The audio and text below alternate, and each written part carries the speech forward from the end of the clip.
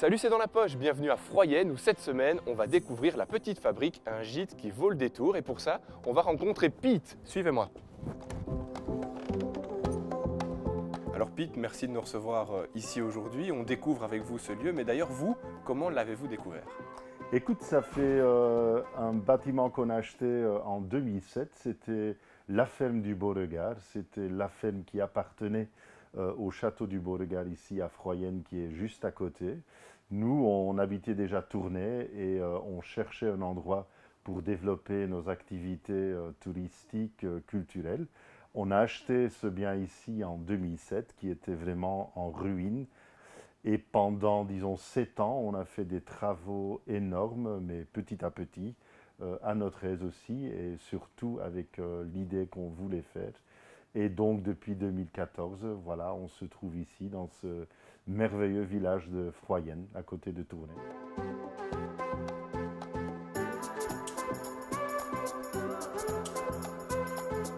On poursuit notre balade, mais Pete, maintenant, place au jeu. On part à Hainaut-Condorcet où des étudiants ont créé un jeu à destination des enfants pour qu'ils puissent apprendre en s'amusant.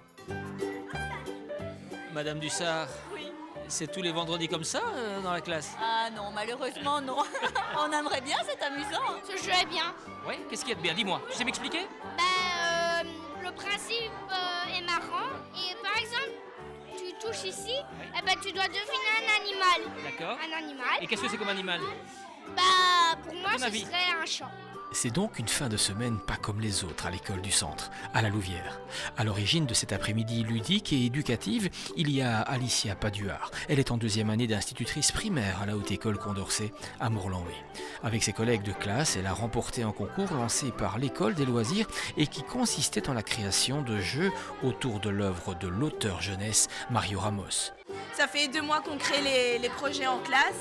Et donc le fait de pouvoir les amener à l'école, ça a été vraiment une bonne opportunité et les enfants ont l'air contents, donc je suis tout aussi contente qu'eux. Les étudiants en réalité ont été plongés dans la difficulté dès le départ, c'est-à-dire qu'ils ont reçu des jeux qu'ils ne connaissaient pas et dont on avait ôté les règles. Donc ils ont d'abord dû inventer des règles de jeu pour bien prendre conscience de tout ce dont ils avaient besoin. Ils ont ensuite tiré au sort une œuvre de Mario Ramos à partir de laquelle ils devaient absolument concevoir un jeu. Et donc à partir de là, il y a eu tout cet aspect conception, réalisation, concrétisation. Oui, c'est chouette. Ils sont vraiment très animés, très attentifs et motivés. Il faut dire que le matériel proposé aux enfants est de grande qualité.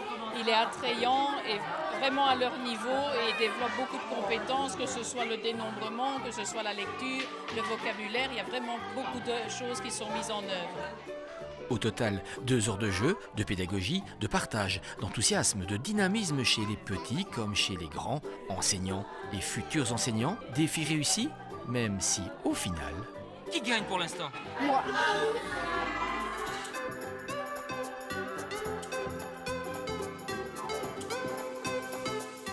Alors, ce gîte recèle d'endroits insolites. On en est encore ici dans un nouveau, mais qu'est-ce qu'on peut y trouver? Ici, on est dans le dortoir où les gens ils peuvent loger. Donc, on accueille en même temps des familles qui viennent ici pour des fêtes de famille, aussi pour des mariages.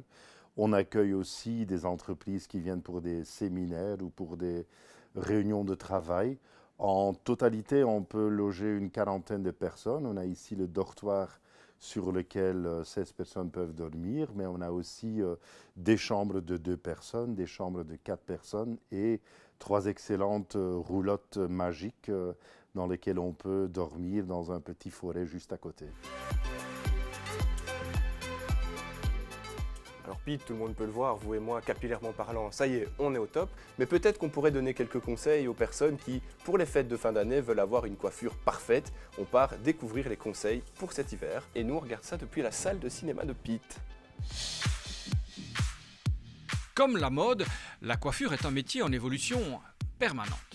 Selon le secteur de la coiffure, et donc Coiffure.org, qui est donc l'Union des coiffeurs de Belgique, on estime que 6 mois sans formation, le coiffeur est vraiment n'est plus à niveau. C'est quand même un monde qui est vraiment sans cesse en mouvement, on est toujours dans la mode, on est toujours dans l'artistique. La formation, ces étudiantes sont en plein dedans. Elles sont en 7e année à l'Institut Charles de Liège à Binche et aujourd'hui elles participent à leur premier workshop d'inspiration.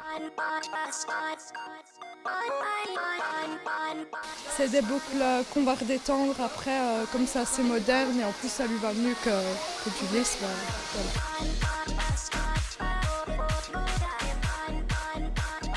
Je vais juste les boucler pour faire un chignon par la suite. Un petit chignon relevé avec des boucles à mon avis.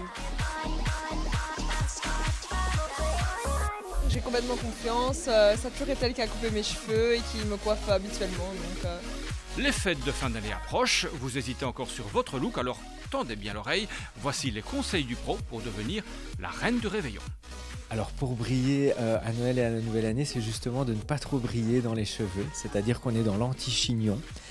Aujourd'hui, les personnes ne veulent plus être spécialement sophistiquées, encore moins trop apprêtées, mais elles veulent quand même du look. Elles veulent que ça bouge, elles veulent que ça soit le rock'n'roll.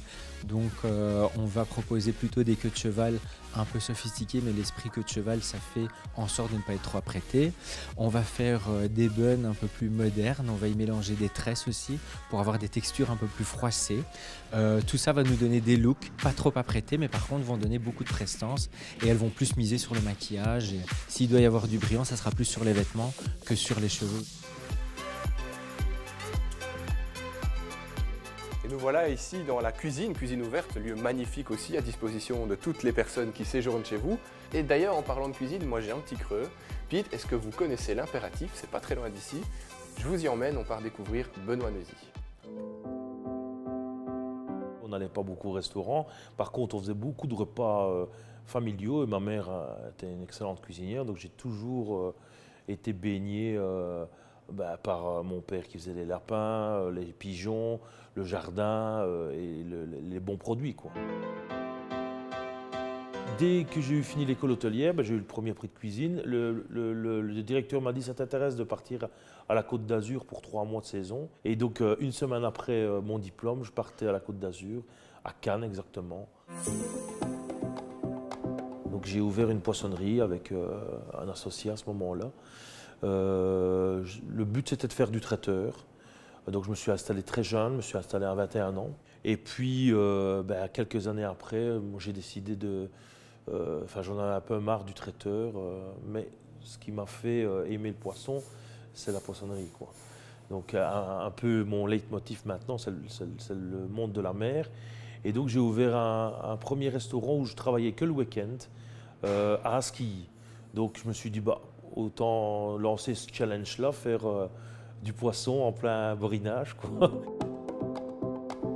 En 2013, on a été jeune talent Wallonie pour le Goemio. Et une semaine après, donc la même année, on avait l'étoile Michelin, quoi.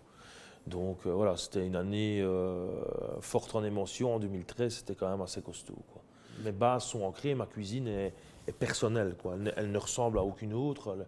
Elles sont faites sur des bases du bien manger, des produits locaux et sur des bases de classiques, mais en apportant des touches hyper modernes, quoi. Je voulais autre chose, je voulais un hôtel, donc on cherchait comment faire des chambres derrière et tout ça. Et puis ces deux frères français, les frères Barbery, ils m'ont fait cette proposition-là. On a investi dans la cuisine, on a investi dans les travaux, mais ils nous ont donné notre chance et je les en remercie d'ailleurs, parce qu'avoir un lieu pareil en Belgique, il n'y en a quand même pas beaucoup, quoi. Notre parcours continue et quelle est la suite du programme? Où va-t-on? On va aller visiter l'îlot des Roulottes et on va voir Zou là-bas. Bonjour, bienvenue aux Roulottes. Ici, vous pouvez dormir et aussi faire des activités théâtrales, comme par exemple ce week-end. Nous avons un bazar magique. Il va y avoir un marchand de lumière, des designers, un barbier qui va proposer ses produits. Et je pense qu'il va... Et en fait, je veux dire que les gens ils pourront manger et boire toute la journée. C'est dans la poche, c'est terminé pour cette semaine. On se donne rendez-vous ici à la Petite Fabrique ce week-end. C'est le Bazar Magique et nous, on se revoit la semaine prochaine. D'ici là, on se suit sur les réseaux sociaux. Ciao!